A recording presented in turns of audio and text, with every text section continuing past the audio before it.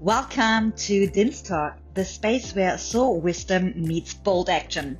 I'm Mia Dins, your host, here to ignite your fire, help you claim your power, and guide you to take unstoppable steps towards your dream.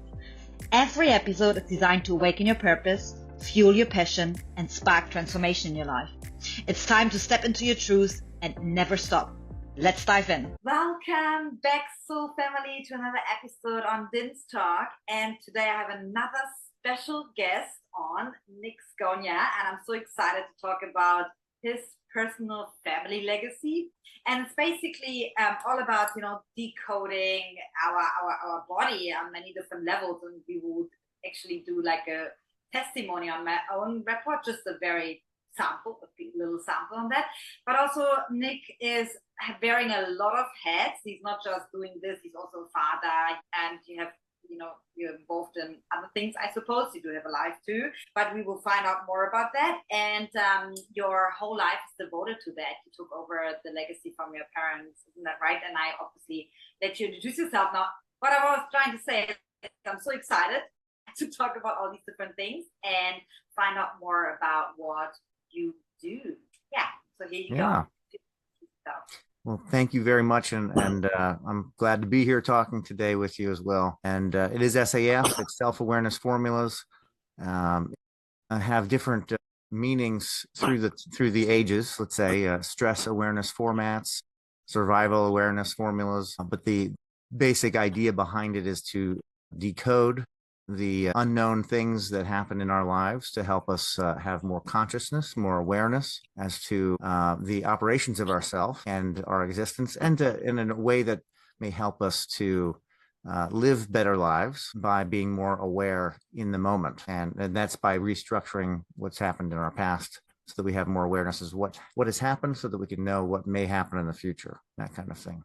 So it's a really interesting method of wellness and a method of self-discovery, a way for people to kind of dig into themselves. And we do try to operate it through personal use so that you or anybody can use it for themselves and come up and decode things for themselves in their life. Classically, it was done through a clinic so that you'd have a doctor and the patients or something like that, but it wasn't being treated the way it needed to be treated in the clinics. It needed to be kind of like its own thing. And the doctors were kind of saying, well, this is nice, but it takes too much time to work through because they just want to give out a pill and see a solution be done that way. And this really operates almost in the opposite of that by releasing the energy, not adding more energy to a situation. So it's very, very involved, and yet it's very simple in its operation. And I'm excited to be able to discuss it. Yeah. And I believe I have your permission. We're going to go through some of yours as well. Is that right? Yes, absolutely. Guys, we haven't spoken about that. So this will be completely raw and real life assessment in this very moment. So that's beautiful as well. But before we go into that, I'm sure the listeners want to know, who is Nic Scogna behind all these heads, just doing this? How would you describe yourself?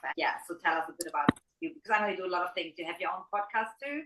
Yeah, I did actually create a podcast a couple of years ago, initially as a marketing arm to try and get more of this information out, very specific to SAF. And I found that I was having trouble with very limited time having a child at the time.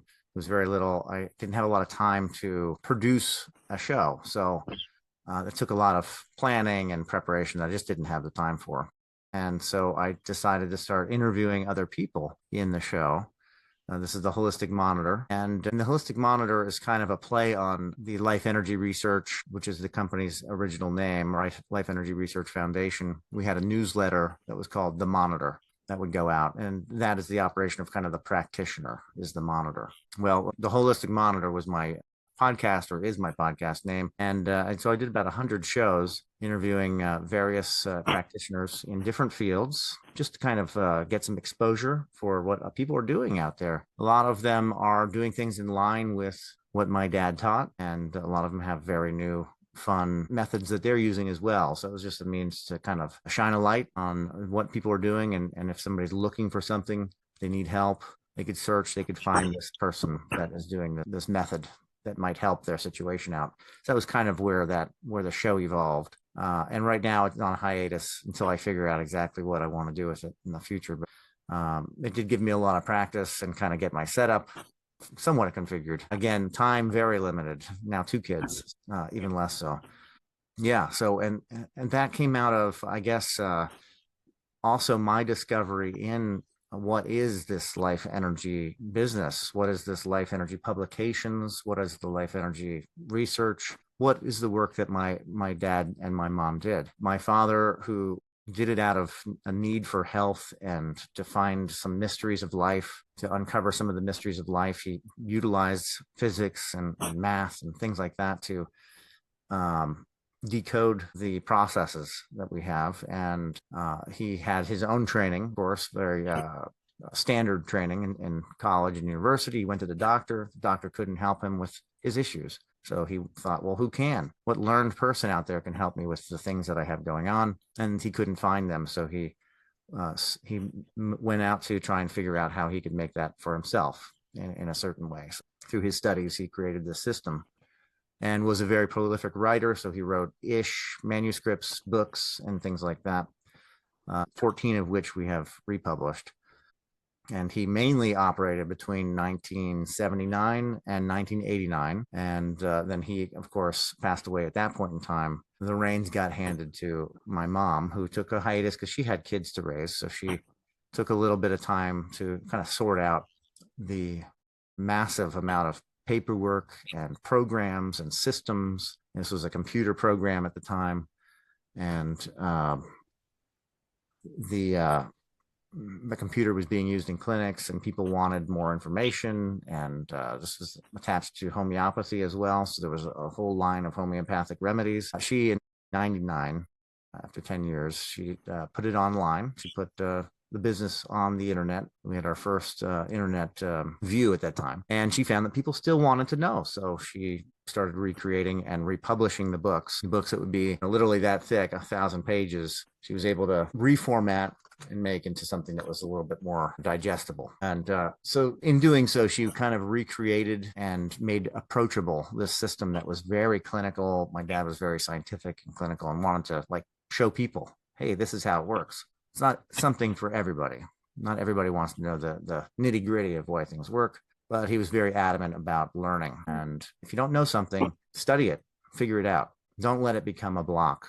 And you'll see that a lot in SAF. It's removing blockages of unawareness, of unknowledge, because his idea was to build awareness is to build knowledge, is to, do great things, basically, to increase your talents and your skills. And so what my mom did was able to take what was a Apple II computer with an infrared reader and into a very user-friendly handheld device that does the infrared scans on the face and bring it back to everybody, which is kind of the goal towards the end of my dad's life, was to make this very accessible, make this a household name, SAF, self-awareness formulas. And of course, that's difficult when you don't have a really large marketing arm.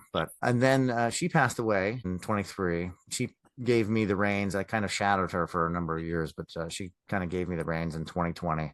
At which point in time, I really rediscovered what SAF was. I had studied it in 2005 in my own path, trying to learn things when she recreated the training. I took the class, I took the course, I should say. And I got it from my own lens. I understood it, my own perspective. And then fast forward, almost 20 years. And then I'm taking on the business. There is a lot to it, a lot of old files, a lot of old research that was done, a lot of old systems that aren't used anymore. So there's a lot to sort through. I'm still sorting through. And so my goal is to advance the system forward into the next era in whatever way that takes form, to preserve it as best as I can. I'm trying not to make that too much weight on my shoulders, and really just to help other people find it in a way that will help the world to become more aware and less isolated and less uncontrolled. Let us not be so controlled by our animal self. So that is kind of my want and desire out of my tenure with the life energy system. And where I came out of this, when my dad passed away, I was pre-puberty. it became a very heavy thing for me. It became my darkness, my time period, my puberty, my teenage years. And then out of that, I'd say luckily, I survived that and I found a way to get out of my head. And then I became very thirsty to know and to experience things. And as soon as I was able to be free from school and all that, at 17, I began to learn about myself because I was so intrigued. It sounds very similar to my dad. I was so intrigued to figure out what's going on, who am I, and where am I from? So I started studying a lot of different systems to try and find out, does anybody know, which is the best way to describe me that feels right for me. So I studied astrology, numerology, name analysis. I went through a lot of different things.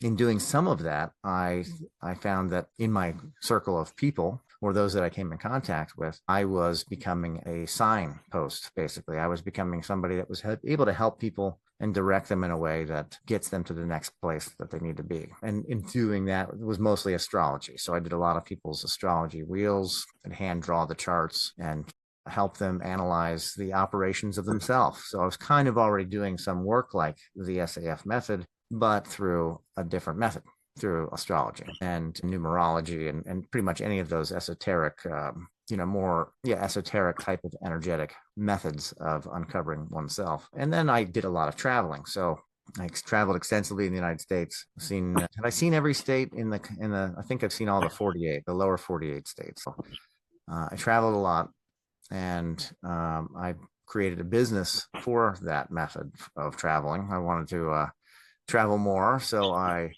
found myself making jewelry and it started in the trade of jewelry and gemstones. And that still persists to this day. So I still operate that business as well. But that allows me to not travel as much because of kids, but it does allow me to get out there and talk to people about rocks and things like that in the mineral sciences. And for that, I've kind of transferred the podcast of the Holistic Monitor to the Crystal Earth podcast, which allows me to talk about rocks and their metaphysical uses as well as their scientific, chemical makeup and all that, and just share the love of gemstones. A little off topic, but there is actually a program for gemstones in SAF because it touches basically everything. So in my current time, I live in Kentucky, United States, and I am working to preserve the history of SAF, extend it, and help other people find it, because this is really through podcasts and word of mouth, and somebody might search the right term online or something like that. Do people actually discover this? We're not doing a lot of marketing or advertising or anything like that. But I love doing interviews because it also helps me learn about the system and ways that I can approach teaching it. So for that, we also do teach the method. What I'll do for you is very, very surface to help you understand the system and to help the viewers understand the system. You got a report, and that was from what was the computer program. It's now online. So it's very easily accessible. I'm not really talking about who I am, but I've gone spiraling off into my tangents. But there's a method and a way for anybody to use this system, which is really our goal currently, is to get everybody using the system in some way. You can do self-analysis with what you did, which was a questionnaire, answer some questions, and you get a result. You have a question in mind, and then you answer the questions. And you should be getting a chain that's related to your major complaint. But we also have the infrared method, which allows for clinics or for usually two people, but you can do it by yourself, to do an infrared scan. And that gets a little bit more into the science, the nuanced science of what my dad had uncovered in the life energy research, was that these things are manifesting below the visible light spectrum. And there's a way to find them out by scanning the infrared and decoding them into a chain, just like the questionnaires. Questionnaires came first, the infrared came later, but he was able to create an objective chain so he could read. We have a story somewhere on the internet floating on one of the blogs about scanning a horse to see what was wrong with the horse. And the chain came up with, he was bummed that he was not able to race anymore and that kind of thing. But it allows you to kind of peek into things that are going on through infrared, through this heat that comes off of a person. So it's pretty amazing. But so for myself, who I am, I seem to, for a long time, practice desire to hide and the desire to be in my own world and do my own thing, behind the curtains, as it were. Taking on the business has put me outside of that. So I am one that knows the wants and desires of seclusion, but is, also somewhat reluctantly, but, also I'm enjoying the ability to get out and talk and share knowledge, which is what I love to do.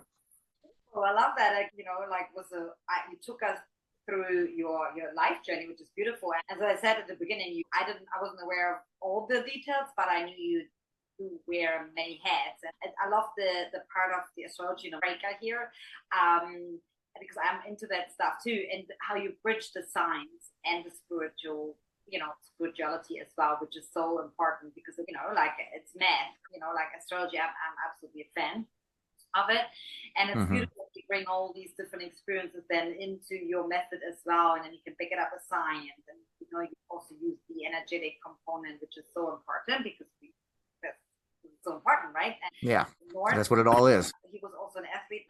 We talked about that offline. He told me that he worked with a few athletes as well, and this program, or the SAF message, SAF method, is also, of course, we all can use it, but it will also be good for athletes, for example, to improve performance. This is it's like you can use it for anything. But going to your experience when your father passed away, and you said you went through this kind of like darker phase or questioning everything, and how was that for you? Would you mind sharing a little bit? Sure. Oh yeah.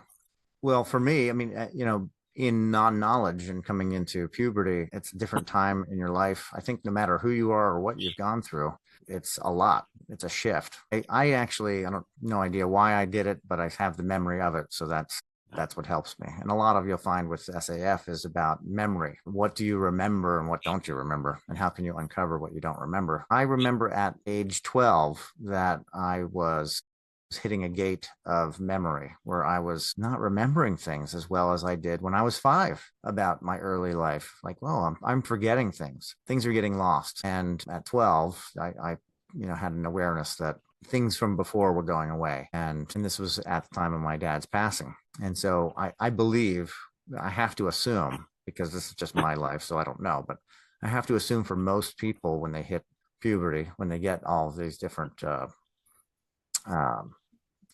impulses in their life, there's more things that are important and other things get kind of put to the side. That also happens with the memories. There's certain things that are more important now versus what was before. If you really look back, everything that you were at 3 is who you became at 5, is who you became at 7, is who you became at 12.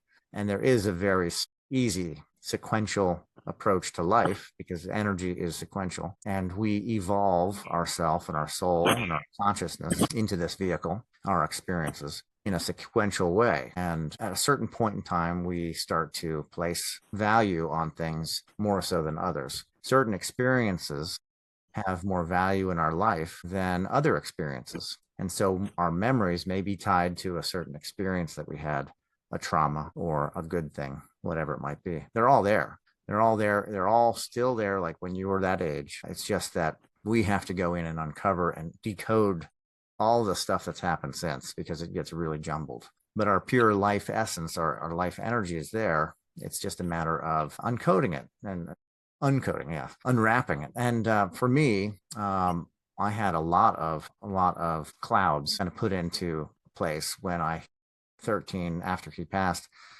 14 unknowns of survivor guilt, of depression, going through junior high school and high school, and very self-destructive, and was not in a good place for myself at all. And that's probably a state of a lot of kids anyway, but I have to kind of like, it's just me, but it really, it was what I was going through, but I'm sure many other kids were as well. I just wasn't aware of other people's situation nearly as much, or was I? And I just don't remember. But for myself, what I was going through was this transition, this darkness, where I was really diving into like the loss, the loss of a loved one, which you'll see in SAF a lot, the loss of something that's loved. And it took me a long time to pull out of really my own head and just my own thing going on. Woe is me. There's worse things going on in the world. But I got lucky in that I was able to turn a corner for myself and turn that into a thirst for knowledge, versus or experience even. I recognized that I would hear stories of other people doing really neat things, and I wanted to do them too. I wanted to have an experience that I could share that with other people and be like, this is what I did. Oh, that's amazing. And I didn't feel like I had them, even though I probably really did. Even at the 15, I had some pretty neat experiences. When I go back, I'm like, wow, that was pretty wild. And what did I do with that time? I just threw it away, like we all do, right? Throw away our youth. But yeah, it was very difficult for me to process and understand death, and it was my gift of death at that time. So it gave me a very different experience than other people that hadn't even experienced that, for having one of your family members close, the patriarch, the leader of our family, to pass away. So it was very difficult and a very dark time for me, in that loss of a loved one, because it was so close. And I really didn't have the ability to understand how to process it, what was even going on, the outcomes that were happening in me, that depression, why that was happening. And I went to therapy. My mom tried many different things to try and get me, to wake me up, basically. And none of it really worked. It helped me learn about therapy, that's for sure. Helped me understand what that is all about, and the use of it. And to say that as well, that if anybody's going through anything or has physical symptoms or anything like that, I do recommend reaching out to a professional to get their opinion and to really soak in their opinion. It wasn't my dad's practice to do that. And for him, he'd say, yes, you make sure that you go see your doctor. If you have something coming on, make sure you go see your doctor through the window, and then run like hell, because he was very not, and I think to his detriment, he needed to have that, more mainstream view of science and medicine. And he was very against it, and they were against him. So it wasn't like it was one-sided. What he was doing, they were blasting, and the government was after him, et cetera, for what he was doing. But he was against the world, in a sense, which is never a good way to be. But for me, when I came out of that cloud of that depression, that was probably the most beneficial and vibrant time for me as well, just because I'd started doing a lot of traveling and learning. So it was a really neat time in my life, but I had to go through that darkness. I had to travel through the shadowland, so to speak, of myself, to see how dark and bad it can be. And then you don't know how good things can be unless you know how bad they can be too, right? Got to have a balance. Sure. Another thing taught in SAF, which I had no idea, was the dichotomy. Everything's in balance, always trying to find balance between two opposites. The dichotomies are really big in the more higher levels of SAF, basically. To work on balancing. Yeah, so that's a little bit. Thank you for sharing. I know it's a very vulnerable topic, and interestingly enough, you didn't know that about Ada as well at the age of 13. So he was getting really sick when I was basically the age of 12, and then when I just turned 13, I lost him. So I can share this experience, and you said that beautifully. Like, at that age, most of us don't have to deal with death, and especially not with someone that is your family member, your loved one. Especially for a female, it's the first love of your life. It's bond even more deeper, and you don't have the coping mechanisms. So, and then you question everything. Like, who's God? When God is good, like that was for me. Because I grew up around religion, like spiritual, but in that sense, I grew up in that way, Christianity, and then I was questioning God, which is actually the blessing now, because I was meant to question that in order to go deeper into understanding what's beyond that, and what is all about, what is this all about. And then it's interesting because it is not, and then it's also depending when you are so young, because you learn from the adults around you, and then you only learn how much they are able to process and show. And for me and my family dynamics, it was like nobody was really processing the emotions and the death and the pain. Everyone was sucking it up, pushing it away, and move on. And that's what I did too. And as you know, this memory gets stored in the cell memory of your body, and whatever comes out of it, some certain behaviors as coping mechanisms, they are usually self-sabotaging. That happened to me too, out of this, like, not even sharing any vulnerability, like trying to be strong all the time, and like eating disorder, because trying to control never losing anything anymore, like, and all these things was a an incredible journey. I started very young, and like you, it led me on this journey to go deeper as well into myself. And of course, there were lots of other childhood traumas, with the violence, the abuse, everything that led me there. But firstly, I was also like you, trying to go, was more in the hiding mode, like going inward. So I didn't want to share, and I was totally that way. And also, I can relate to your dad, what he did with the school medicine, like absolutely being against it. I had those phases in my life too, where I was like, oh, this is not good. But I now believe that this is a good, has to be a combination, a good balance. Yeah. I'm surely not the one that goes first to the doctor and the school medicine. That I always ask my own body and tune into the wisdom of my own body and use all the alternative methods first.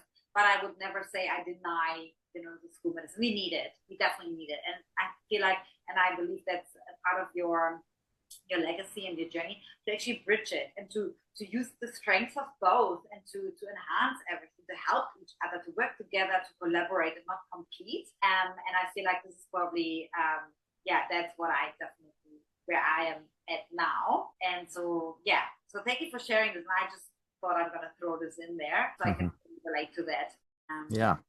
Directly. Yeah. And as my listeners know, I'm absolutely on this, look at it from the lens through the soul, and I believe in past lives and everything, and that our soul chooses these contracts, these experiences in order to grow. And for you, your soul chose that, and your father agreed on a soul level to have, to do that in order to help him, and same with my father. And so I am always appreciating it. However, the awareness of that doesn't take away the pain. Never. No. Well, not necessarily. It takes away the pain of suffering, perhaps, if you have more knowledge of what death is. And for me, it's helped, greatly. Of course, it still hurts when you lose somebody. You can wallow in that and definitely feel it. But I feel like having a little bit more of it just depends on your system of understanding consciousness, I think, too. It can be very helpful to know that they didn't go anywhere or something like that. I feel like the reincarnation understanding in religious understandings in the past was very helpful for a lot of people, because it was like, well, they're going to come back and I'll see them, now look at little Danny here is, could be my father or something like that, so there's in that method and understanding of consciousness that it doesn't get, that energy is never destroyed. Is that very helpful? I think it can be helpful. We don't live in a world and society that, promotes that. So other people may be going through a lot, and it hurts to see suffering, I think. So when you see other people suffering, at least for me, again, I can talk for myself, it hurts me seeing other people suffer. And it does sometimes for me, uncoding some of myself. It depends on why they're suffering as to how much it will hurt me or not hurt me. If I feel like they're suffering for no reason at all, it's like, well, you don't see this one little thing that you're doing, and you're suffering so much from it, kind of, I'll have less empathy for something like that versus something that is major, that is usually beyond somebody's control. Suffering that's not so self-induced, a massive tragedy, for an example, is a terrible thing. And a lot of people suffer, and they continue to suffer thereafter. That's terrible. It's horrible. But understanding, again, what we are doing here, why we're physical, can be very helpful, and just a strong awareness. And that was, again, like I say, the gift of death is that strong awareness that none of this is going to last, that the energy, what we're actually calling the life energy, is the thing that is there, the 0 point energy, the thing that's going to persist. But all the rest is just a mask, a facade, an expression that pops out. And we get really hung up on some expressions, and we devote our lives to some expressions. We do a lot of that, but it all goes away. It's all finding balance. And at one point, it will always find balance. But we have put a lot of masks in our life, a big grand play of people and experiences that are expressions of this energy that are just popping out, trying to experience life, experience what life energy is. And We perceive it through our senses, through our dynamic senses. We perceive it as we see it, not maybe as it even is. There's tales of great men, saints, things like that, people that have great power walking amongst regular people. Would you be able to feel that? Would you be able to tell? Or would they just look like everybody else, just experiencing life and going through the expression of energy? And would you know? And they say when you get around a guru, it vibes off on you and you get some of it on you. Some of that experience, some of that ability raises your vibration up so that you're able to now have some kind of special power of some sort. Is that true? Is that something that's possible? Some people have very different experiences in this life. But again, it's all life energy expressing itself through these different lenses or perceptions or senses that allow us to experience this existence. And then we may go away and then pop back up again. And as you said, like a contract, that's us again, humanizing it very much because it helps us understand like what's happening here. Signatures of energy that apply best to another form of energy. It's really easy for us to say, well, you signed a contract, you come in and you're tied to this other energy. You're tied to it until you clear it. And I wouldn't disagree with that. It's very 100% like you're tied to the energy and it needs to resolve. It needs to find balance and it always equalizes, but then it needs to find, it's doing like this constantly. So it needs to find that still point. And that's part of what we want to do in processing our SAF chains is we want to find, how do I equalize this? How can I balance it? And yeah, I don't know if I went on a tangent, but that's the operation of SAF, is to figure out, like, really take away as much as possible of the experience by our own like thinking and processing. SAF allows us to uncover what's not known as well as what's known. So like I said, well, offline we were talking, the chain goes through, it opens up like your whole life. And this expression, your issue currently, has a root, has an anchor somewhere in the past. Depending on how old you are and how many numbers there are in the chain, will tell you where in the past this root experience is that holds it all together. It then gets kind of like DNA, it spirals up and chain moves like this. It turns a corner halfway through your life. And that expression, halfway through the chain and halfway through your life, that point is almost like a flip. And that's the core of our chain, the core of our issue. And if you look in the middle part of your life, if you look at the experiences you were having then, put a lens, a light of awareness, your mind and your attention to the point of where you were at the halfway point of your life right now, what you were experiencing, those are all things that we're manipulating and reconfiguring the energy of today. So it's a kind of energy is kind of like a movement, and it's flowing in a chain reaction, one onto the other. Energy is sequential. So it's one onto the other, and it's building this pattern. And every point of a halfway point, it's always creating halfway points as it goes, spiraling helix or whatever you want to call it. It's always like looking back on itself, but from a different perspective. And so we uncover some of these dramas of our life by decoding that halfway point. What was going on then? What happened? And how does that relate to both today and the earliest experience that the chain is decoding for us? That's the operation. The beauty of having these contracts in life is that we can find patterns in that, kind of like karma, right?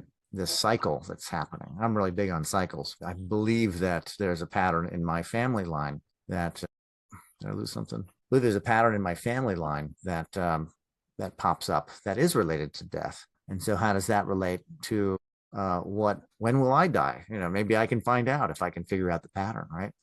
I had people tell me that my dad knew when he was going to die. He had told people he wasn't going to live past 39, and he didn't. So is there a way to figure out what the cycle is that we're signed to, that we're basically like forced to live through and experience, and try to equalize those relationships and not maybe create more drama? Maybe if we're lucky. It's real hard in this world, right? Because not everybody's signed up for the same program, so to speak.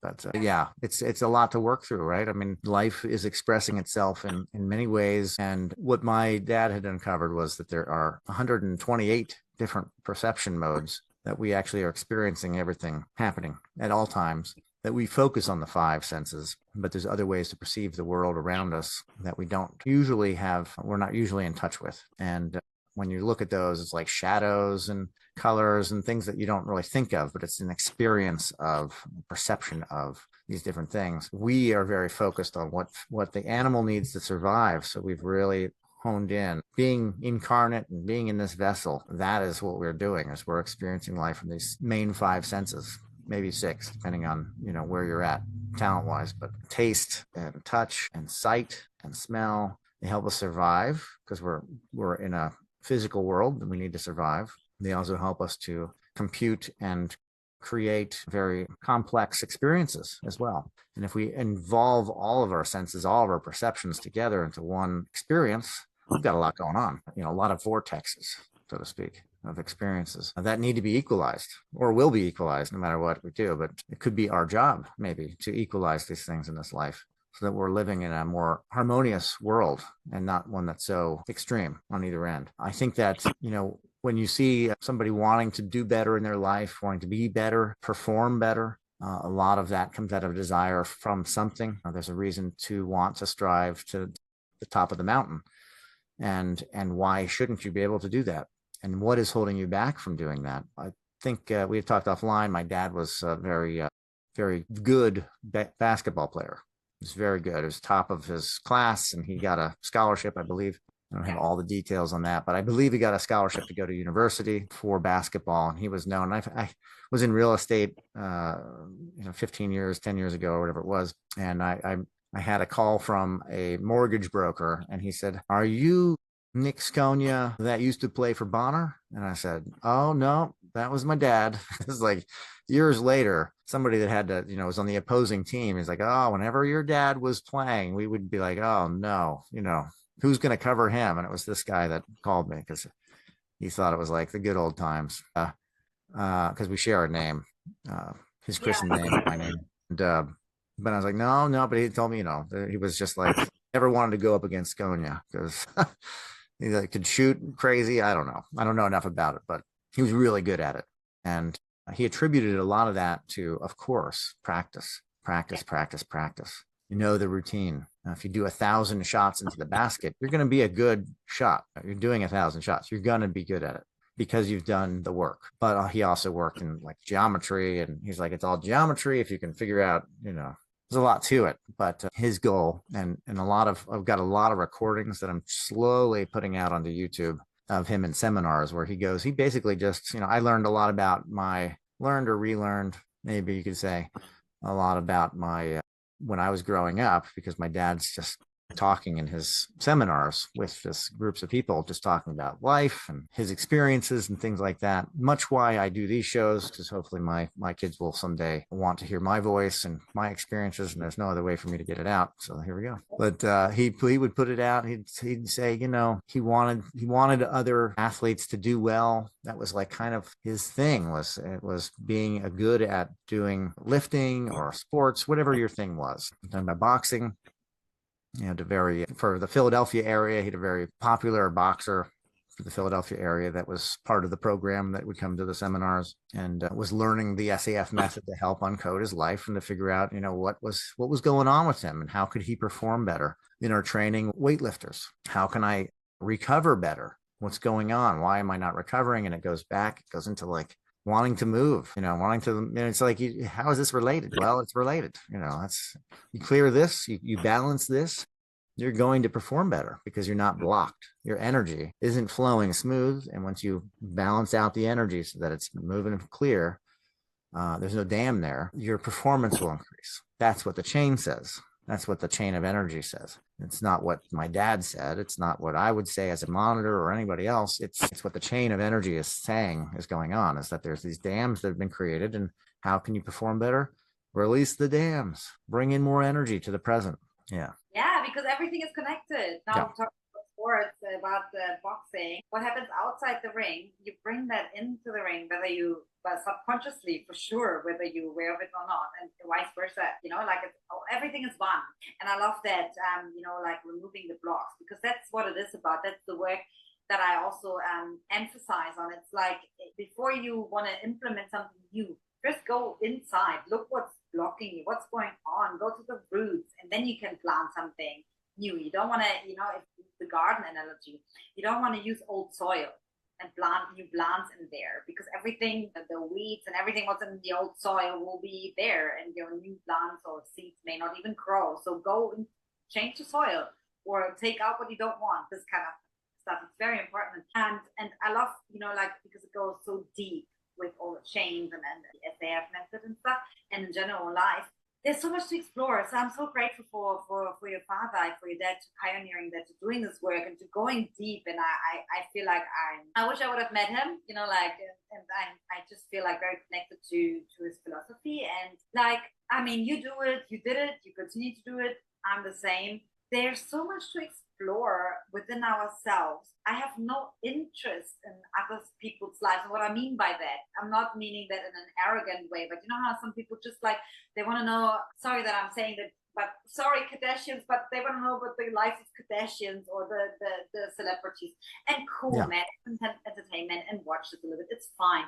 But some people really live in their lives, and then because they want to, deflect on what's going on within them. And then it's like, but there's so much, I'm the same. I'm an adventurer, explorer, and I need to know if there's anything I don't know, I want to find out. And of course I use myself as an example first. I'm like, hey, why am I doing this?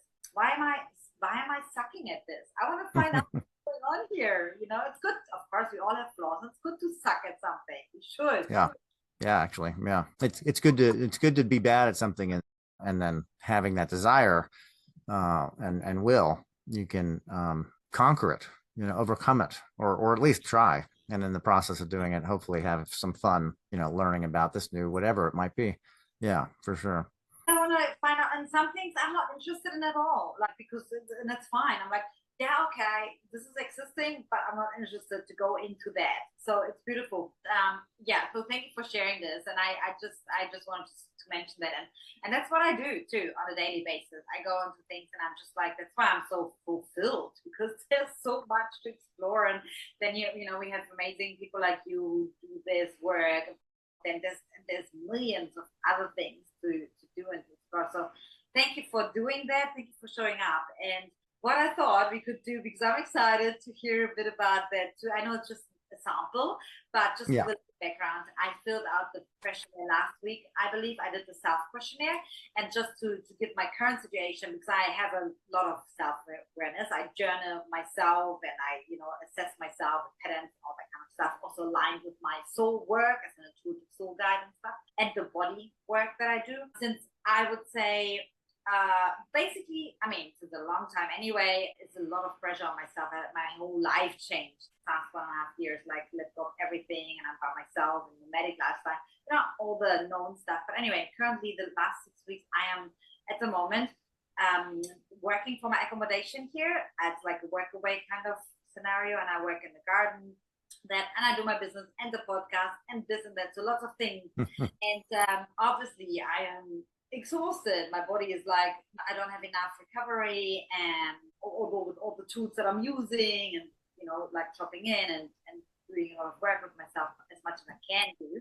And also I have my cycle, my female cycle for 2 weeks, which is, I have a very irregular cycle in general, but of course that is an additional energy sucker, of course, because when you have the cycle for so long, it takes away from your body, and it's a shedding. And on top of that, I did a big releasing ceremony a couple of weeks prior to that, yoga steam and ancestral clearing, a lot about the root space. And I have done one before, clearing, and it was a similar outcome, that I have a prolonged cycle for some reason. It's how my body responds, which is somehow beautiful as well, because the cleansing happens. So anyway, in this questionnaire, you ask about what's my current problem, and because I constantly sleep through my timer, I seem to not, of course, I am not in alignment. I'm not doing exactly 100% what is in alignment with my soul.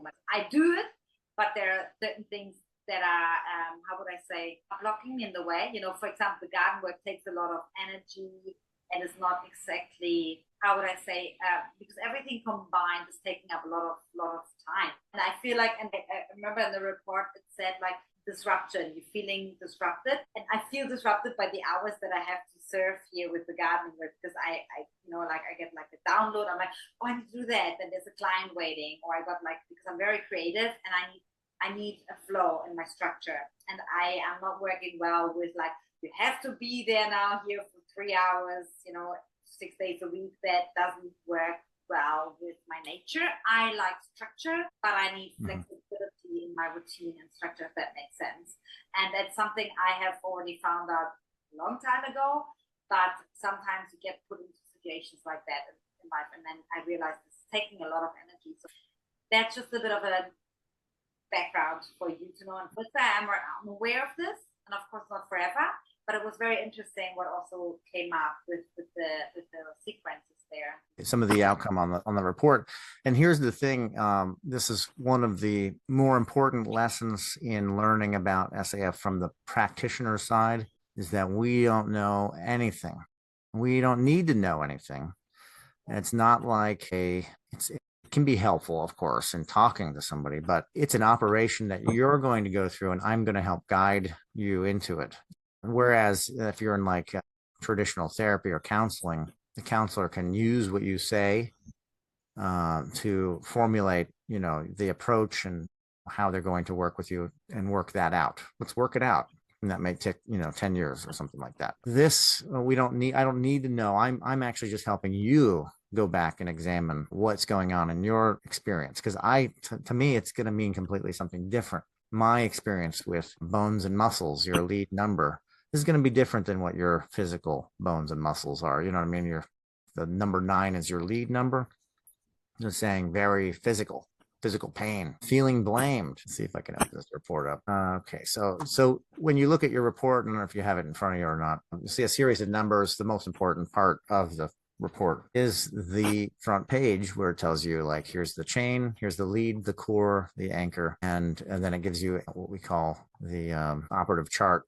This gives you an operation, a method for uncovering and where you want to bring it. So you see the high emotion and the low emotion, or I don't have your report right in front of me, but I have it on the screen. But I hope that yours says the same stuff. Pretty sure it does. And you'll see a list of things on the left, and I should put it up so I know exactly what you're seeing. List of things on the left. Do you see a list of things? No, you do not see the list. Okay. The online version has a list of the remedies, which is the stress uplink, the SAF uplink, the AccuTrack. Those are the remedies. Those are the ways of equalizing the chain. Online, it just has them on the side, so you press them and it goes to them. But the report itself is, 5 pages? Yours is 5 pages? Yeah. So the first page, it tells you, like, here's my complaint. Here are the numbers of the chain. And you'll see the chain starts in the front. The number 9 is actually the present. It's now. It's like, what's going on now? Physical. It's physical. Feeling low emotion, blamed. Feeling like you're being blamed for something. And you can look at that high emotion and say the opposite of it. Inability to respond to something, a condition of locomotion. So we have to think of movement, inability to move, not feeling like you're like on steady track like a train, and an action of holding. So holding on to something. You're holding on to something, and that is creating pain. And that is creating a sense of feeling blamed for something. Maybe you're holding on to that energy of blame. So you take that and you say, the lead number, does that sound like something that responds to an energy or experience that you've had in the last, say, I don't remember when you did the chain, last couple of weeks? Receptive. I started to get tears in my eyes. I started to get, and now I'm thinking of like, it didn't happen this within the last week, but I got blamed when I stayed in another place at a house before. I got blamed to that I stole money, which I never did. Was then bad mouthing me all around here in this Spanish town where I'm actually a visitor. So I never did anything, but I got blamed for something I never did, and that's the first thing that came up for me right now. Yeah, so that's what you'd want to look at. Now you got to hold on to that, right? That's part of your current predicament. You want to hold on to that energy and that feeling. Obviously, you are holding on to it. The action of it is hold. So you're holding on to that, and that's causing you pain. So what we want to not have happen is we don't want the energy to spike in our life and have this be created as a trauma, right? Or a future trauma. the future core of our issue. We don't want that. So we're trying to like say, let's decode our life. Let's unravel these things so that they don't become a problem. I just had this experience. What's going on? How does this relate? So let's clear it so that I've got free movement. Why am I experiencing this? Why is this set up happening energetically? Energy sequential started way back when you were born. Some early experience that's led to this moment. And I will say that right off the bat, it says you say something about being exhausted. This says insomnia. It sounds like you're saying you're sleeping too much, but this is saying basically like insomnia, you've got insomnia. So you've got to work on sleep. You've got to work on getting sleep. It's basically what we're saying. Get it rest. That's the, whatever I say after this, the real thing is it says, if you get some good sleep, it's going to help a lot. It's going to help level a lot of your current issues out. Yeah. And you get that in the SAF uplinks, the SAF uplinks, which you did in SAF 120, which is a physical symptoms result. You want to know physically what's going on. The SAF 120, that questionnaire deals in the physical. It does give you, of course, it's all attached, but it's not an issue of necessarily emotional. It's more of my body is aching, physical, right? The stress 120 is more on the mental emotional. So it's, what is the issue? The issue is, depression, something like that. Unknown depression, not a headache, depression. So I would fill out a stress 120 or a SAF stress 120 questionnaire because my situation involves emotions and mental stuff. But you have a physical, so you go SAF 120. You're going to get the questions are designed a little differently. Let's just say you'll get a chain. It'll be a little bit variable if you do the inappropriate one. But yours seems to be like lining up physically anyways. I wanted to, recover better physically. This is saying insomnia is the main, one of the main culprits. Hay fever, abdominal fluid in the chest cavity, and increased urination. So those are the things that it's saying are hot links or things to really pay attention to. And it gives you numbers for those hot links to tell you where to look and see those things, right? So 12, 13, let's see, they're all together, aren't they? Yeah. So, a hot link or an uplink is 2 or more numbers in a row that are all going, that are all ascending in prominence. So like 1, 2, 3 is a hot link of 1, 2, 3. 1, 3, 4 may also be a hot link, even though it's not sequentially 1, 2, 3, 4. Because they're all going upwards. But a 4-1 is not it's not an uplink. It would be a downlink, actually. So anyway, so we look to see like up front, is this telling me what's going on with my situation now? And then we will look at the core, and we have the number 12. And we look on our operative chart where the number 12 is, which will be the middle of the chain. That can be a double number, but for you, it's not, it's a single. Number 12 represents the brain and the nervous system. Well, here we are again, we're getting back into operations, very physical again, processing of time. So things may need time, so it may be patience. And then electricity is our condition, being too electrical, and nervous energy. And then also your low emotion is complicated, and then your high emotion is simplify. So what you'll want to do there is say, now you'll have to, our age is, because you didn't do this with age in mind, you go, where is the midway point in my life? It's a 5 years. For this one, it's 5 years, 55, but you're not. So you take your middle. Yeah. You have to divide out the number and create the chain against your ages. And then you'd look in that gap of age and say, is there an experience at the core of my life that feeling nervous and feeling like things were very complicated? Is there an experience when is there something that pops up, that bubbles up to for you right now, even that seemed like you needed to simplify things? Things were very complicated and you were very nervous. Is there anything at that point in time, let's just say within a 3-year area of time frame between the middle of your life, that was going on? And that can help for some people. They may not, I don't know what was going on. Well, maybe look back at the year it was. What year was it? And then just kind of zone out your attention to the different experiences you were having at that time in those years. Some people don't remember their ages as much as they do the year that they were living through.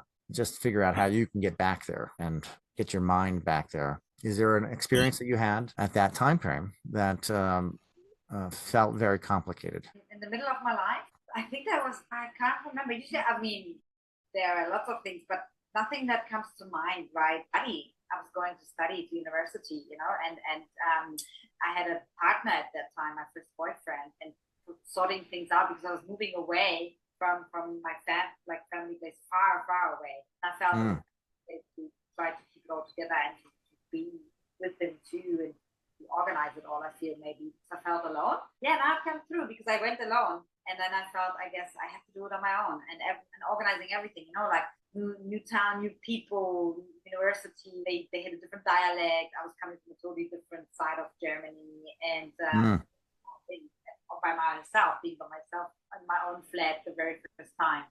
Things like that, I feel. Sounds complicated. Sounds like it's complicated. And maybe there was a lot of nervous energy at that time, very electrical energy, right? Yeah. Just like now. Well, that would be my next question. How does that relate to now?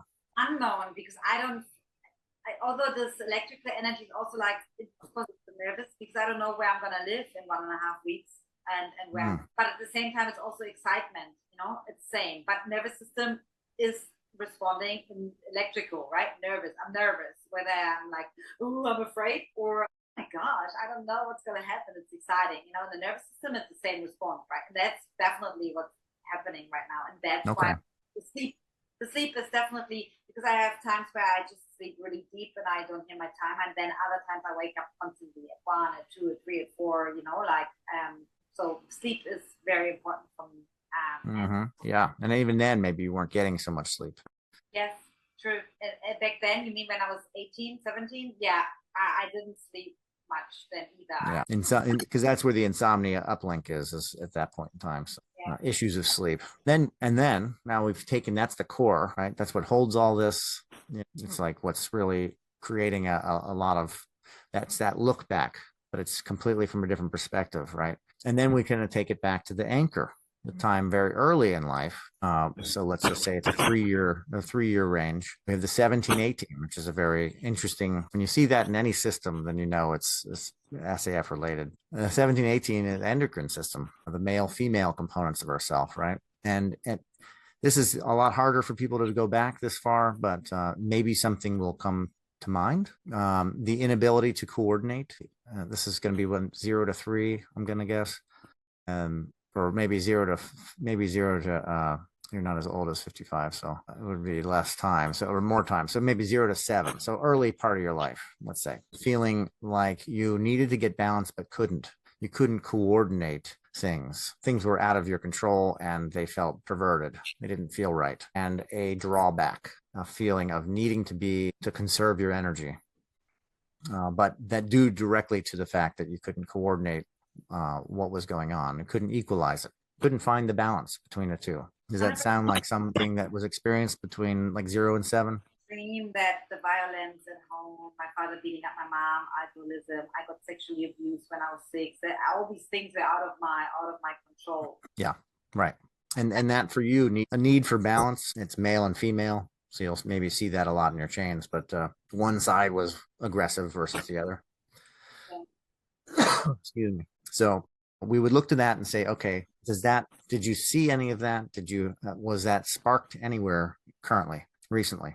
With that I'm out of control? Yes, the inability to coordinate or to equalize, find a balance between male and female. Yeah, because with how I'm tied up with all things and trying to survive, trying to make it work, and I have to be in the masculine energy basically, and at the same time I want to also be the mothering, want to have the mother myself, like the inability to balance that, because at the moment I am forced basically a little bit more to use my masculine energy because I have to.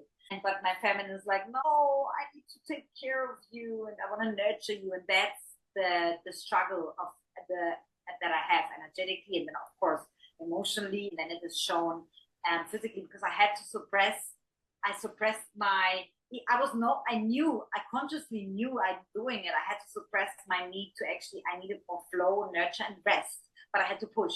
It was totally going against my nature, and that's where this is the snippet of the report. It's actually And I know that. That's why my system, I can't wait to get out of this and find back my balance, because I don't want to push in this masculine energy anymore. I will be exploding, if I don't. Yeah. Well, it shows you that time frame that you were learning lessons about in this specific chain now, that you were learning to find balance, but it was very perverted balance, right? Askew, and feeling a need to conserve your energy, and when to and when not to become aggressive, maybe, as you said, you're of that relationship. But the need is for equalization there, and what was needed to balance it out. And that is what you'd look. So you'd look to say, what's going on presently? You're basically, what you're doing is you're grabbing some of that energy from the past and you're bringing it to the front by saying, what currently do you see that could relate to the experience that you had that created these situations? Because that's the anchor. You call it the root or whatever, but we call it the anchor in SAF. It's the anchor that's holding everything together, this whole chain at least. So if you can get that energy out of that experience, utilize your consciousness now, your awareness now, to go back. This is like shadow work, right? Go back in, shed light on it, not necessarily re-experience it and reinvigorate it, but see it for what it is and see how it relates. How does it connect? And if you're creating a bind for it to come to the front. Then it's yours to claim. Instead of it claiming you in unawareness and darkness, the experiences of that time frame have light on them, and now you're freely able to have control of its expression in your life. It does not have control over you. That's kind of the idea behind SAF. Now, if you look down in the report, that's the basic, the very basic way of looking at it. The lead, core, anchor is what we teach in level 1. Just there's the here and now, the distant past, and where it got twisted, basically. It's the kind of the concept there, that trinity. But if you look down on your report, and then these reports are available on that site that you filled out the questionnaires on a paid account, paid daily, paid weekly, paid monthly, paid yearly, whatever. But you can do these chains and pull up these reports. So for self-analysis or whatever, knowing what I just did helps a lot to know, like, oh, you just have a report with a bunch of words on it and numbers, and it doesn't do you any good. You need to know the process, and we teach the formatting is what we teach, but we also have it in our books. So it's very accessible, inexpensive, say. This being one of the books that my mom put together 2004, and she updated it in 2019. The last book that she did was an updated version of this. This has, very user-friendly, things getting washed out in the light, but very user-friendly method to learn the system and to begin to decode. Let's decode, And it teaches you a lot about the physics of life and the metaphysics of life, which is what a lot of us want to know, the behind-the-scenes operations and how we can take control of them. But you'll see in your report, these are the different programs. And we had several hundred of these programs were floppy disks that would go in the Apple II computer. And so you do your chain, and then the operative chart was one disk. And then you'd pull that out and you'd pull up uplinks, and you pull it in, and it would give you the uplinks, and it was a whole report. So it was many pages. Now we've got it so simplified, 5 pages, and you've got, I don't even know how many here, 20 something reports. So it's, yeah. I know we just did scratch on the surface, just also because one at a time, and also it was just an example for people to see that they can go really deep. You can see already what we brought up, from my childhood. How is it reflected now? It's reflected my nervous system now. And just because I was just skimming through this, I love the business pro here. Like it says, what is not his, spy outside the company, start of financial success. What does that mean? So Business Pro is a way, basically it's for like the business person. And so what's going on with my business? What are the things that I need to look out for? If you do a generalized like a complaint, that can be very relevant, because maybe I'm in business for myself, you're in business for yourself. It can be very important to read into those things and say, has there anything been going on recently where, when you said someone takes what is not his, sounds very familiar to what you already said. A spy outside the company. So somebody's trying to take what's not theirs by knowledge, and also start a financial success. So maybe things are going in a positive direction. So all good things. You look at the top and the bottom as your lead and your anchor numbers in that. And it tells you all 3 are relevant, but the top and the bottom one are the most relevant. I love that. I will tune into that later after the podcast. We'll be like thinking about it. What could that be? Because it doesn't necessarily mean. I mean, that's my own interpretation here. Please excuse me, but it doesn't necessarily mean that someone wants to take something that is not his. It could be even energetic. Oh, of course, energetically. Not could be energetically. Like I prefer time, like maybe to open and like. I don't know, I will get into it, which is something that came to me, or even, look at, is there someone or that person out there tries to take from me that is not his, like. Yeah. Yes. I mean, that would be, if a spy is doing that too, they're taking knowledge, but someone takes what's not. It's very important to know that you also got blamed. And that's part of your, operative chart there, is that sense of being blamed for something that may be happening. That may also be happening. Maybe somebody did it to you and they're blaming you. They say, hey, she did it. Who knows? But definitely something to be aware of. And it has something to do with your business. So that's important. Business is very important to know what's going on with my business. What do I not know that's going on with my business based on the patterns of energy? What's showing up? That's basically what a lot of the SAF does. It says, you may know these things, but due to those things, all these other things had to be in play. So it's like this known and unknown thing, this aware and unaware. What are you not aware of that's going on? And this is saying that there's things going on that maybe you're not aware of. Here are some of them. I personally always find great use and the keywords, right? Keywords are supposed to kind of be triggers that spark a sense of something current or in the past. Where is it here? Let's see. Mass energy imbalance. So I always find those to be very helpful. Someone interrupted you. You felt spinning. You were unsure. You lost confidence. And so you'd look at all of those as like your, for me, they're very handy to help pinpoint some of what's going on and where I need to concentrate on finding the balance. Okay, so it says like you lost confidence. So I need to work on self-esteem, that kind of thing. And just how do you find the balance between those things that are negative and get to the place of positivity? Modality sorter is very helpful. We have a book, it's a pamphlet book, whatever, for all the different modalities that come up in modality sorter. So if somebody's like, well, what do I do? This basically chain will say, it says work stress correction, business pro. So, what does that mean to you? Don't be so stressed. It's kind of the idea there. Study more education, build your awareness of a subject that you may not be understanding. Listen to good music. Make sure you put on some good music, and misunderstood word correction. And one of the ways we do that, you hear something, you don't know what it means, study it. Study that word. Take that word, and it even says study in there. Study that one word. My dad was a writer. He was really big on word usage. And when you're reading and you read a word that you don't understand, but you keep reading, you just lost the whole, whatever you read after that word. It's all gone because you created a block, right? Go back. What does that word mean? Go into the dictionary, fully understand what that word means, then reread that paragraph or whatever. And now it all makes sense and there's no energy loss. The information is now freely flowing in because you have done a word correction, a misunderstood word correction. So it was something that I say or something that you say that I didn't understand that, but I don't tell you or you don't tell me. You may not even hear the rest of the sentence or the words that I say. You may be completely lost because you've got stumbled up on one word that, what was that? And then there's nothing because the person's trying to figure out what you said or what the word was. So a word correction. If you don't know a word, make sure you study that word. That modality sort is really good. And mood is like Bach flower remedies. OmniTrack comes is everything out of this book, which was also remade. Junk DNA. It was originally called The Origins of Genetic Behavior, which is a lot more descriptive than just junk DNA. But that OmniTrack is symbols and language. These are different modes of perception.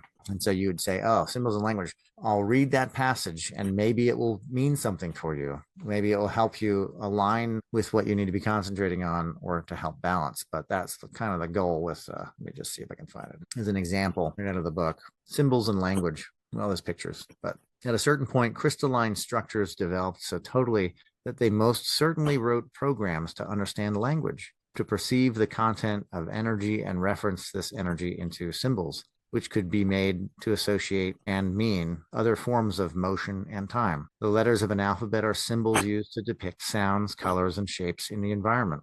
The language is a set of these abstract symbols which are evolved today and no longer have the meaning they once did.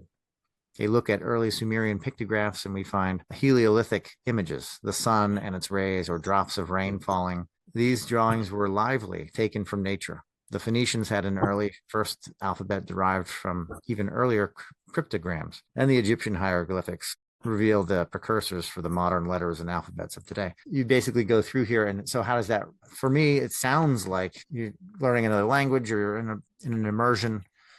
There's a lot of words being said that you may not understand. There may be a lot of misunderstandings going on in your world. That's where I fall from the outside looking in. I'm not you, so I don't know your experiences, but I would wonder about language and symbols and their meaning and how that relates to misunderstood words and how people maybe think one thing when you say one thing versus how you posture yourself. You're supposed to posture yourself this way, not that way. Those all could come into play to create more trauma or more energetic bubbles to where somebody may be blaming you for something that you didn't do or something like that. And all could be related. And maybe that is something that you can uncover and release the energy of, release the burden of responsibility for having to replay it. Why replay it? You've already gone through this a zillion times. Where is it anchored? It's anchored in that early frame. So if you can clear that, you clear the whole thing. Powerful. And yeah, just lastly with the words, of course, I'm here learning a new language. I'm in Spain. Yeah. Fluent in Spanish. It's definitely, it is subconsciously around, all the time that I will feel like, oh, I don't understand that. I need to look up things all the time, translate them, that I want to learn them. There's a lot of lots going on. So yeah, it's good. Thank you for that, because I will speak now, and I got guided to do some releasing work anyways with other things, but this is very helpful for me to go even deeper into shadow work, because I've worked on these parts of my life so much and so many times, but I didn't realize that this like blaming, this like out of balance, not being controlled, is still there, like some residues there, and it's perfect, beautiful. Thank you so much. It will help me to realign and then power place, and then have a beautiful deep sleep. So thank you for that. And then I believe that in order to find balance, we have to get out of balance in life. It's just something.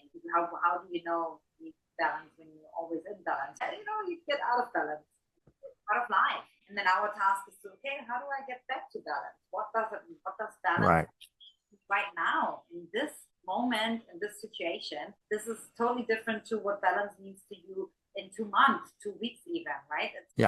Like you're a father of 2, your balance right now is very different to what it used to be, and future, right? Because you have to consider 2 other humans plus your wife, another human, and then other people you're working with. But there's a lot to balance, very different. But I find it so fascinating. Just to finish off, I wanted to ask you, do you have like a daily SAF tune-in for yourself that you do, where you tune in on a daily basis, for just a quick one for you that you do?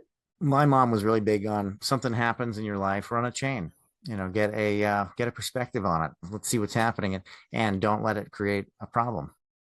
So I try really hard not to have to, as much as I can, but it's very helpful to get some insight into what's going on. I've done a lot of chain work, so I'm very versed on my own stuff. A lot of what you want out of the chains is a method and a formatting for how to decode things that are happening. And in practice, the more you do it, the better you become without needing it as much. It's really when there is something that's unknown happening or out of your control that's really important to. But that could be as simple as stubbing your toe. What the heck did I stub my toe for? And how can I fix it? That's kind of what you can kind of come up with anything with the chains. You can get any answer you need because it's all part of your life. Why am I going through this right now? You can find an answer. A lot of what it teaches you is how to go back. It's an old shamanic practice of soul recall or recasting your life or whatever. Recapitulation is what it's teaching you, is how to shed light onto a memory, how to expand it, how to become more who you are and not let those operations be a shadow of yourself that operates in the darkness. And I've done a ton of that work myself. I'm still working on it. It's never going to end until I end. That's just the way it works. And I'm completely fine with the never ending story. It's the way for everybody, as far as I understand. Krishna, he was a really big guy, right? He apparently remembered all of his lifetimes. So that's a pretty powerful thing. And it's a powerful statement, is to say that if you can remember all your lifetimes, imagine the power you can have now. And a lot of what we want out of this life is to be more something, more talented in some way, more powerful, more in control of our lives and less out of control. And I think more aware, more compassionate. There's a lot of things that we can gain as a positive out of doing our work. Have you done work on yourself? Well, get to work. And a lot of this can be very simple, like you misconstrued a word or, something like that. I track back issues that I had with back pain to when I was 6. I pushed up against a bush, and a stick poked me. But what was happening in the moment when I got pushed in the back? What happened when the stick poked me in the back at 6 years old? What was going on? So it created, if you know Harry Potter, people that like Harry Potter movies and the books, they talk a lot about the Horcrux. Well, that is what we're talking about. We're talking about little Horcruxes being created, little parts of ourselves that get captured somewhere. I trace back pain to leaning back on a bush and getting poked by a stick in the back. Now, that's almost a direct relation, right? There's a lot that happened in between because energy is sequential. What was happening when that happened? What did my senses, all of my senses, pick up? They picked up that I was moving. I was moving house. We were moving. We were going to be leaving the house that we were in and going into another transition. And I was being goofy and I pushed up against the book. Right? Now, translate that forward. Is there a fear of movement? Is there a fear of moving? Am I moving? It's stressing me out. My back hurts. And now all of it relates, right? And so it helps me to alleviate my back pain because it doesn't have to be related to being poked in the back and an experience of transition, basically. So yes, for me, I do the work. I don't always enjoy it, but mostly do. And I think that it's everybody's job to do it. It's like this is part of what you're here to do, is to just like know who you are, know thyself, right? To really get like, who am I and why am I doing this? Why am I here? Why do I keep doing this? Most important for cycles, right? Why do I keep doing the same thing over and over again and getting the same result and expecting something different? The process of this for me has been great. When I discovered it initially, I asked my mom, numbers, is this like numerology? And she's like, no, it's not like numerology. If I had really digested it back then in 05, 04, I would have heard that it wasn't. But I understood it. One number just represents this one thing and it can mean many things. You mean whatever you want it to mean. That's why we use numbers, because it's math and it attaches to the universe. And we can attach anything to the system because it's attached to math. But I was thinking very much in my own studies, which is numerology and esotericism and all this. No, they're just placeholders. Life is very magical and it is related to numbers. And I uncovered a lot more by delving into the recordings of my dad more recently than I did for years prior, trying to learn this material, because it was just so much mystery, so much to it. So I want other people to do that. For me, it's very nostalgic to hear my dad on these seminars, and I put him out. He is his own brand. He has his own voice and, very, very salesy and very good at what he's doing. He knows his material. It's the science of life, the science of life energy. And he teaches it in such a way I feel is very, very esoteric and yet very scientific, very Eastern, very Western. It's very, how do we join them all together? And we do that through math and utilizing numbers, and very cool. So yes, I've done a lot of work. I love to do chains. We do have them freely available online to run a chain. If you get the book, the SAF Simplified book, you can then go and do chains for free. As long as we can maintain that, we'll have that as an option. You can also hand write them, but that's, it takes a lot. So we have it automatically calculated online. And then if you pay for the subscription, you can get the reports. So it's pretty easy. And you can learn a lot in the books without even having to do chains. You can learn a lot about the operations of life energy in the books that we have. All the stuff written by either my mom or co-written by my mom, and mostly my dad. So you'll hear his voice in the writing as well, which comes across very scientific, but for me at least. But that is my hope for everybody out there as well, is that they learn something new and learn something about themselves, become more aware. And hopefully through that, we don't have to be angry at somebody, because we know that that's related to like how we treated our sibling or something like that, or how our sibling treated us. And we can be free from the binds of having to be this, that, or the other, and just be human and be conscious and aware and experiencing this a wonderful world that we're in. That could be. Instead of dropping bombs and all this other stuff, we could actually build something amazing. If we could only get there. Where can people find you? Which platform are you mainly using? Well, and that's part of my predicament is all these different platforms. There's always a new platform. LifeEnergyPublications.com is currently where we have our hub, where you can learn. You can find out about the courses that we offer, buy books, and just learn more about the system, about my dad, my mom. And I'm freely available there as well. Use the contact form. The social medias we have at Life Energy Research on Instagram, at Life Energy Publications on Facebook, here, there, and everywhere. And I'm accessible for anybody if they want to chat and learn a little bit about it. Great, let's do it. But my best advice would be to get the simplified book, because it takes a lot of the programs, a lot of the concepts and understandings, and it makes it very digestible, very easy to understand. I'll help however I can, of course. That's my job. But yes, lifeenergypublications.com. You can pretty much find all sorts of great resources there. And then, of course, some of our training and a lot of the seminars that I put out, they're going to be on YouTube at SAF Training, F Training. Yeah. Perfect. We will put all the links down below. And yeah, I would say for today, that was a lot. There was so stuff in there, and there's so much to learn and take away from it. Guys, I hope you enjoyed that episode as much as I did, and I'm pretty sure we will see Nic again on this show, I believe. And yeah, please leave any comments below if there's anything you want to know from Nic. Please comment. We will be happy to answer that. I will forward the questions, of course. And yeah, as always, stay tuned and choose a soul-led life and get to know yourself. Just like Nic said, that's the most beautiful thing and gift you can give to yourself and the world. So yeah, so I will leave you with that and see you next time. Bye. Thank you for tuning in to DinsTalk. I hope today's conversation sparked something within you. Remember, you have the power to align with your soul, take bold action, and live a life fueled by passion. Don't forget to subscribe, share with others, and leave a comment if this episode resonated with you. And as always, do it, never stop. Until next time, keep claiming your fire and your power.